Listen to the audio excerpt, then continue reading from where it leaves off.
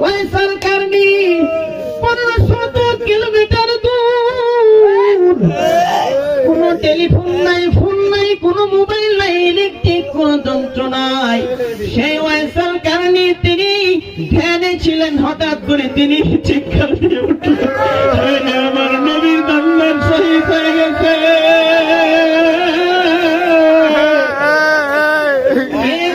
তার বাড়ির প্রাণ দিয়ে যায় আর বলে, আমি শুনলাম নবীজি কাফেরদের আঘাতে আমার নবীজির দান্নার মুবারক শহীদ হয়ে গেছে।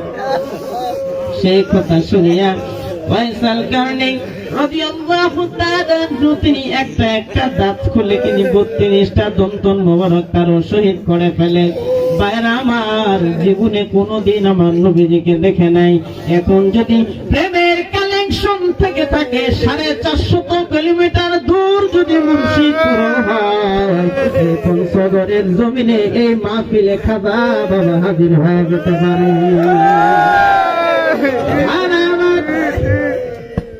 আমার খাজা বাবা মুরিদের দরদি খাজা বাবা ইয়ামেতপুরি, তিনি শুক্রবার জুমার দিন, রমজানের দিন, রোজার দিন খাজা বাবা ইয়ামেতপুরি কেমন মহান একজন আল্লাহর নিভাই। আমার প্রেম যদি কর মুরিদের চোখের পানি পীরের কলিজায় তীরের মতো লাগে।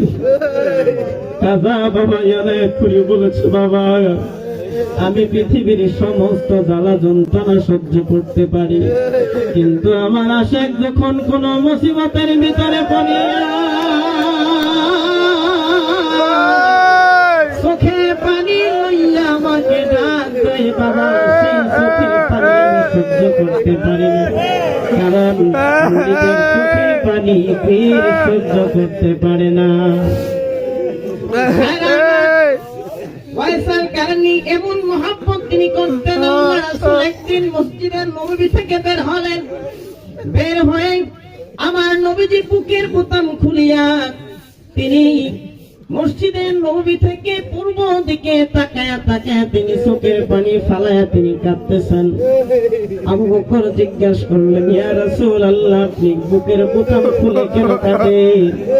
আল্লাহ রাসূল ডাক দিয়ে